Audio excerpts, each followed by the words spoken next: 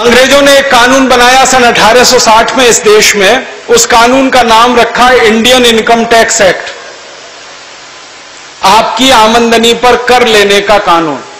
दुनिया के इतिहास में पहली बार भारत से यह शुरू हुआ, आमदनी पर कर लेने का कानून, इनकम पर टैक्स लेने का कानून।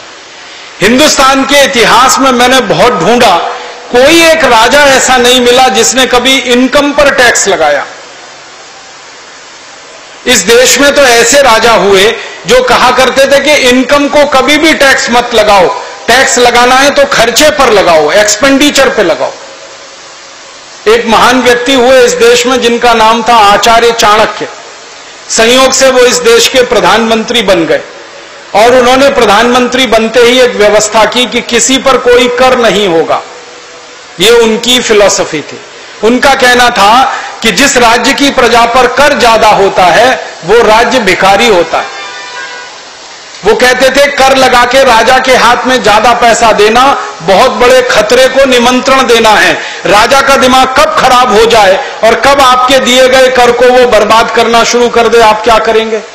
इसलिए कहते थे पैसे लोगों के हाथ में रहने चाहिए, समाज के पास रहने चाहिए, राजा के पास कम से कम पैसे आने चाहिए, इसलिए कर कम से कम होना चाहिए। तो उन्होंने ये व्यवस्था दी थी। परिणाम जानते हैं क्या हुआ? जितने साल चाणक्य इस देश के प्रधानमंत्री रहे, भारत दुनिया में सोने की चिड़िया जैसा देश था। क्योंकि लोग संपन्न थे, लोगों के पास संपत्ति थी, क्योंकि लोगों का पैसा सरकार के हाथ में नहीं जा रहा था। तो लोग संपन्न थे, लोगों के हाथ में संपत्ति थी, पैसा लोगों के पास था, समाज के पास था। चाणक्य के रास्ते पर जो जो राजा इस देश में चला, जैसे चंद्रगुप्त विक्रमादित्य, जैसे चंद्रगुप्त मौर्य, जैसे समुद्रगुप्त, जैसे हर्षवर्धन, ऐसे 20 राजा थे जिन्होंने चाणक्य की फिलॉसफी को अपनाया और उन्होंने कर नहीं लगाया, कोई टैक्स नहीं लगाया। परिणाम यह हुआ कि जिस जिस राजा ने टैक्स नहीं लिया, हर एक राजा के राज्य की प्रजा सुखी थी, संपन्न थी, धन था, संपत्ति था, ऐश्वर्य था और भारत दुनिया में सोने की चिड़िया कहलाता था। अंग्रेजों ने पहली बार इस देश में कानून बनाया और इनकम पर टैक्स लगाया और 1860 में यह कानून पारित हुआ और इस देश में लागू हुआ। जब यह कानून ब्रिटिश संसद ने पारित किया तो इस पर बहुत बहस हुई और उस बहस के सारे दस्तावेज ब्रिटिश पार्लियामेंट से मैंने निकाले और उनका जब अभ्यास किया तो चित्र कुछ और ही दिखाई दिया। अंग्रेजों ने यह कानून क्यों लगाया, क्या जरूरत थी इस कानून को लगाने की? पता यह चला कि 1860 से 3 साल पहले 1857 में क्रांति हुई थी इस देश में। उस क्रांति को हम आजादी का पहला संग्राम मानते हैं। अंग्रेज उसको सैनिक विद्रोह कहा करते थे, हम उसको आजादी का पहला संग्राम मानते थे। उस क्रांति में नाना साहब पेशवा, तात्या टोपे, झांसी रानी लक्ष्मीबाई, नाना फडणवीस, इन क्रांतिकारियों ने एक बड़ा समूह बनाया था, बहुत बड़ा संगठन तैयार किया और यह संगठन बनाने का काम 1856 से शुरू हुआ था। बिठूर नाम के गांव में कानपुर के पास पहली बैठक हुई थी और इस बैठक में 4 लोग शामिल हुए थे, नाना साहब पेशवा, तात्या टोपे, अजीमुल्ला और झांसी की रानी लक्ष्मीबाई। इन चारों ने मिलकर तय किया था कि अंग्रेजों के खिलाफ कोई बड़ी संग्राम की स्थिति बनानी चाहिए देश में। तो तय हो गया, संगठन के लिए गांव-गांव घूमना शुरू किया। 1 साल में संगठन इतना बड़ा हो गया कि उत्तर से दक्षिण, पूरब से पश्चिम 350 स्थानों पर समूह तैयार हो गए क्रांति के लिए और इन सबने मिलकर एक तारीख तय की कि 31 मई 1857 को एक साथ पूरे देश में अंग्रेजों के खिलाफ बगावत की जाएगी और अंग्रेजों का शासन उखाड़ कर फेंक दिया जाएगा। जब यह तय हो गया और उसके लिए प्रयास शुरू हुआ, उसी समय एक दुर्घटना घटित हो गई। दुर्घटना क्या घटित हो गई? भारत देश में एक अमर शहीद हुए, उनका नाम था मंगल पांडे। अंग्रेजों ने उनको फांसी पर चढ़ा दिया। बैरकपुर की छावनी में उनको फांसी दे दी गई 8 अप्रैल 1857। मंगल पांडे ने किया क्या था? उनको एक दिन यह पता चला कि अंग्रेजों की सेना में काम करते हुए जो कारतूस इस्तेमाल किए जाते हैं उस पर गाय की चर्बी लगी होती है।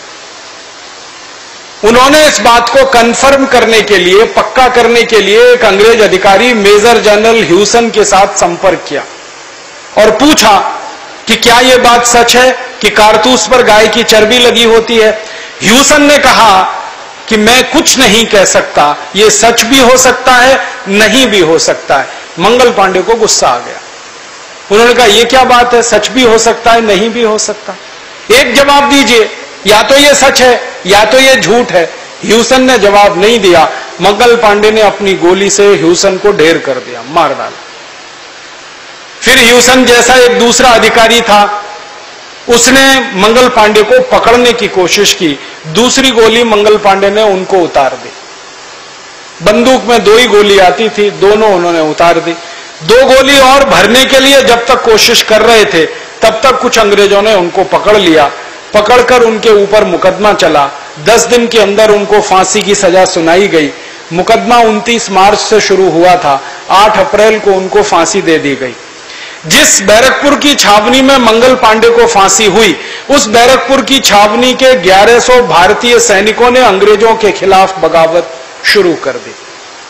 उन्होंने नौकरी छोड़ दी, अपनी वर्दियां उतार दी, टोप उतार दिए, और बैरकपुर से थोड़े दूरी पर गंगा नदी बहती है। गंगा नदी में जाकर उन्होंने हाथ में गंगाजल उठाया और कसम खाई कि जिन अंग्रेजों ने मंगल पांडे को फांसी दी है, उन अंग्रेजों को अब हम भारत से निकाल कर ही दम लेंगे। फिर ये 1100 सैनिक गांव-गांव फैल गए, 5-5, 7-7 के समूह बना दिए। गांव-गांव में इन्होंने प्रचार शुरू कर दिया और अंग्रेज कैसे गाय पर अत्याचार कर रहे हैं वो कहानी घर-घर सुनाना शुरू कर दिया। अंग्रेजों ने उस जमाने में कुछ कत्ल खाने खोले हुए थे, जहां हजारों गायों का कत्ल होता था। उनका मांस अंग्रेज खाया करते थे और हिंदुओं को चिढ़ाया करते थे। ये बात फैलती गई, गाय हमारे लिए पूजनीय है, गाय हमारे लिए पवित्र है, हम उसका कत्ल होते देख नहीं सकते, कोई भी सामान्य भारतवासी नहीं देख सकता। तो भारतवासियों का खून उबलने लगा और धीरे धीरे क्रांति के लिए माहौल बनने लगा। ये माहौल एक दिन फट गया। 10 मई 1857 को मेरठ में कई क्रांतिकारियों ने अंग्रेजों को घर में जिंदा जला दिया और वहां से चिंगारी भड़क गई। 10 मई को मेरठ में अंग्रेज जले, 11 मई को दिल्ली में जलाए गए, फिर 12 मई को बरेली में, शाहजहांपुर में, फिर सहारनपुर में, फिर रुड़की में, फिर हरिद्वार में, अलीगढ़ में, इटावा में, मेरठ में, उसके बाद एटा में, पूरा 350 नगरों का काफिला, जहां अंग्रेजों के घर धू-धू करके जल गए।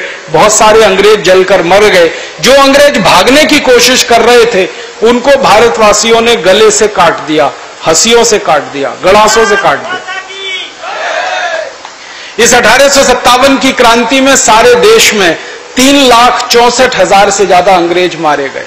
4 महीने में, सिर्फ मई का महीना, जून का महीना, जुलाई का महीना, अगस्त का महीना। 1 सितंबर 1857 को सारा देश अंग्रेजों की गुलामी से आजाद हो गए।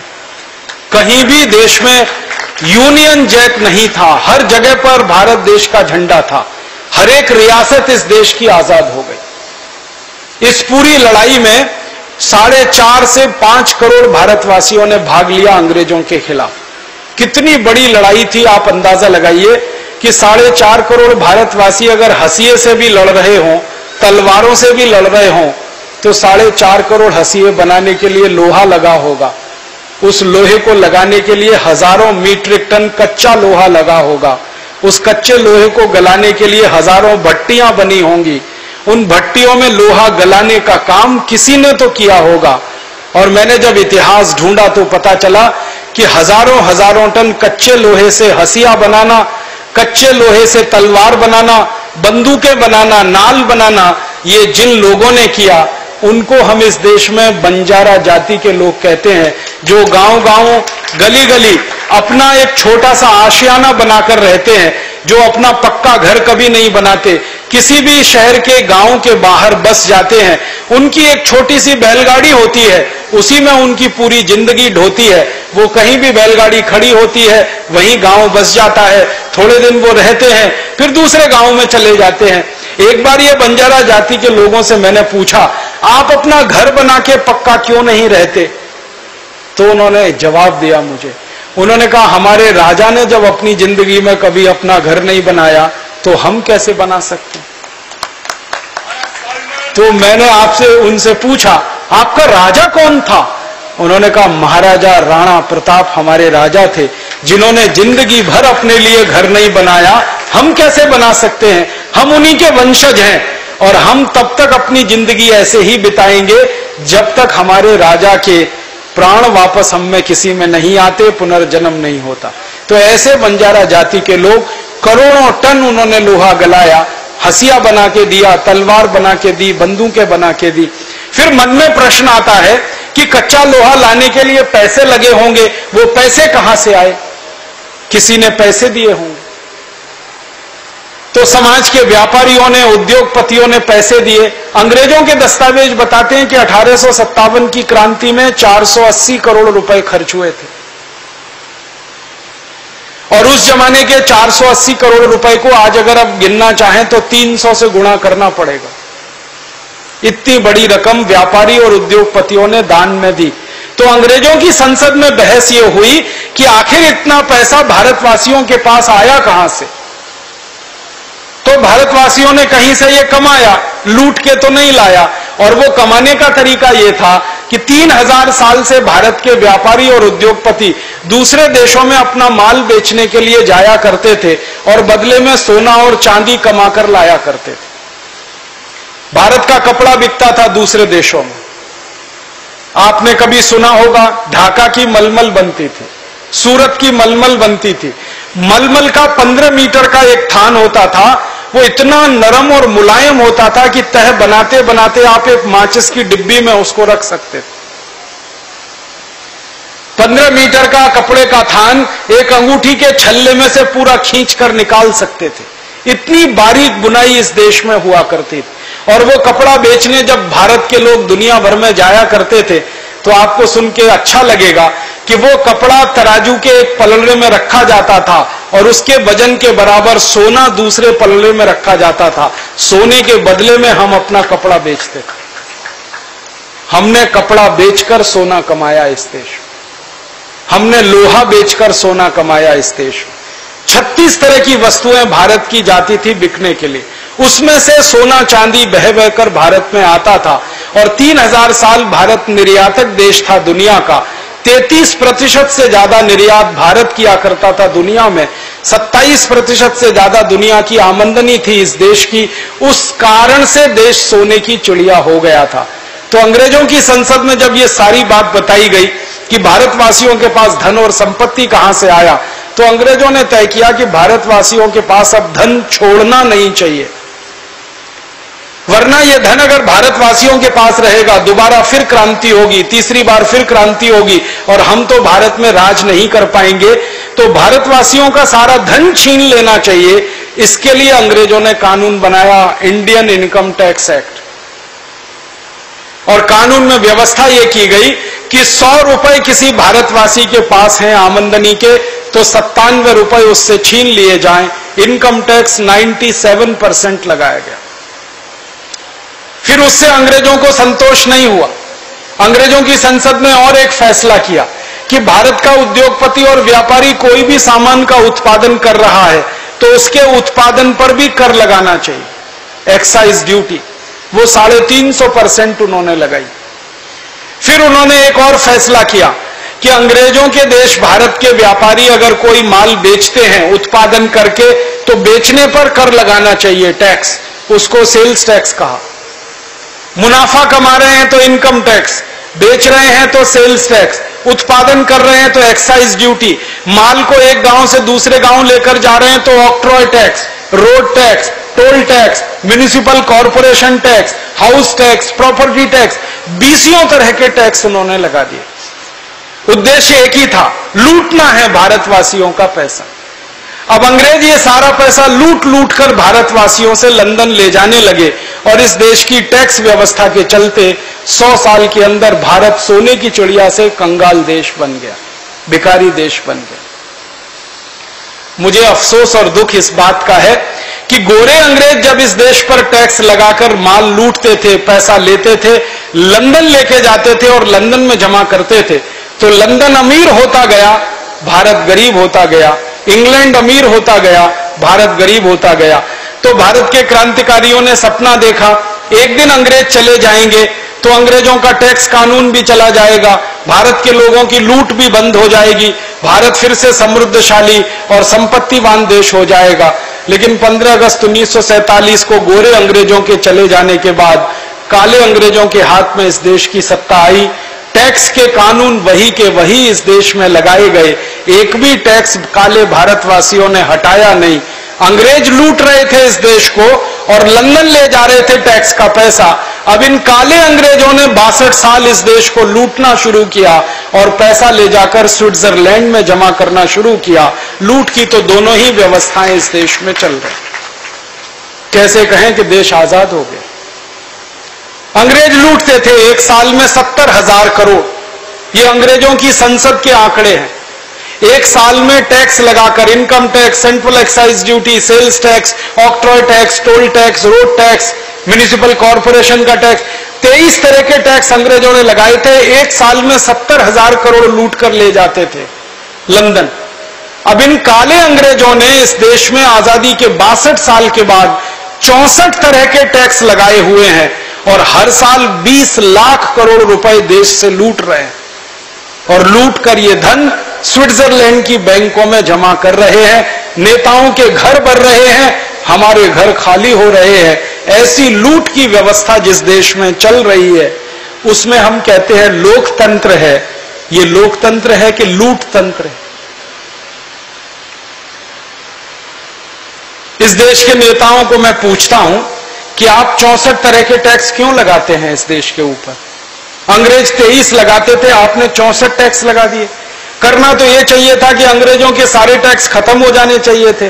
तो काले अंग्रेज मुझे जवाब देते हैं कि देश का विकास करना है ना, उसके लिए पैसे चाहिए। तो फिर इन काले अंग्रेजों से पूछता हूं 62 साल में कितना विकास हो गया है देश का, जरा बताइए। आजादी के 62 साल में क्या विकास हुआ है? मैं आपको सरकार के आंकड़े बताता हूं। आजादी जब मिली 1947 15 अगस्त को, तो इस देश में 4 करोड़ 50 लाख लोग गरीब थे। अब आजादी के 62 साल के बाद इस देश में 84 करोड़ लोग गरीब हो चुके हैं। हमारे देश की जो वर्तमान सरकार है डॉक्टर मनमोहन सिंह की, इस सरकार ने एक कमीशन बनाया था। उस कमीशन का नाम है अर्जुन सेन गुप्ता कमीशन। उस कमीशन ने 5 साल इस देश में सर्वेक्षण किया और सर्वेक्षण के बाद बताया कि 84 करोड़ भारतवासियों की एक दिन की आमदनी 20 रुपए से कम है, इसलिए वो सब गरीबी की रेखा के नीचे हैं। आजादी आई थी तो 4.5 करोड़ गरीब थे, आजादी के बाद 84 करोड़ गरीब हो गए। गरीबी 21 गुना बढ़ गई इस देश में। काले अंग्रेजों को मैं पूछता हूं गरीबी इतनी क्यों बढ़ गई इस देश में, तो मूर्ख बनाने वाला उत्तर देते हैं और वो समझते हैं कि जैसे मैं तो मूर्ख बन जाऊंगा। वो मुझे उत्तर देते हैं नेता इस देश के, वो कहते हैं जी आबादी बढ़ गई इस देश की इसलिए गरीबी बढ़ गई। फिर मैं उनसे कहता हूं अच्छा बताओ आबादी कितनी बढ़ गई? हम आजादी के समय 32 करोड़ थे, अब आबादी में 115 करोड़ हो गए। हमारी आबादी लगभग 3.5 गुनी बढ़ गई, या मान लो 4 गुनी बढ़ गई, तो गरीबी 4 गुनी बढ़नी चाहिए, तो गरीबी 16 करोड़ होनी चाहिए। ये 84 करोड़ कहां से हो गई? तब वो जवाब नहीं देते। फिर मैं जवाब देता हूं, मैं कहता हूं इसका उत्तर मेरे पास है, आपके पास नहीं है। आजादी के 62 साल में इस देश के लोगों की लूट 21 गुना बढ़ गई, इसलिए गरीबी 21 गुना बढ़ गई इस देश। कितनी लूट हो रही है इस देश की।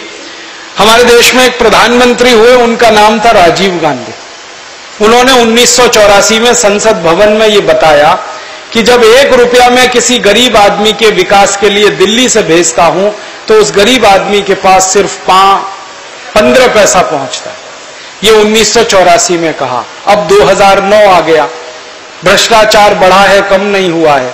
अब दिल्ली से 1 रुपया जब चलता है गरीब आदमी के लिए तो शायद गरीब आदमी तक 10 पैसा भी नहीं पहुंचता है। लूट का 90 पैसा नेताओं की जेब में और अधिकारियों की जेब में चला जाता है। ये मैंने नहीं कहा, राजीव गांधी ने कहा। और राजीव गांधी के कहे हुए को कोई प्रधानमंत्री माई का लाल अभी तक झुठला नहीं सका। एक भी प्रधानमंत्री में हिम्मत नहीं हुई जो कहे कि राजीव गांधी ने गलत कहा। सब प्रधानमंत्री स्वीकार करते हैं लूट होती है। अब जरा अंदाजा लगाइए कि 1 रुपए में 90 पैसे की लूट अगर इस देश में हो रही है तो आपके दिए गए टैक्स के पैसे के 90% की लूट हो रही है। यह सीधा सा मतलब है। और हम टैक्स का कितना पैसा देते हैं? केंद्र सरकार को एक साल में 6.25 लाख करोड़ देते हैं, 31 राज्य सरकारों को कुल मिलाकर 12 लाख करोड़ देते हैं, म्युनिसिपल कॉरपोरेशन को मिलाकर, राज्य सरकार को मिलाकर, केंद्र सरकार को मिलाकर 20 लाख करोड़ का टैक्स देते हैं। केंद्र सरकार अलग योजना बनाती है गरीबी दूर करने की, राज्य सरकार अलग योजना बनाती है गरीबी दूर करने की, जिला सरकारें अलग योजना बनाती हैं गरीबी दूर करने की, और यह गरीबी ही दूर नहीं होती इस देश में। मैंने तो जब अभ्यास किया तो पता चला गरीबी तो नेताओं की दूर हो रही है और अधिकारियों की दूर हो रही है, आम आदमी की नहीं। नेता और अधिकारी जो लूट रहे हैं वो अपनी गरीबी दूर कर रहे हैं।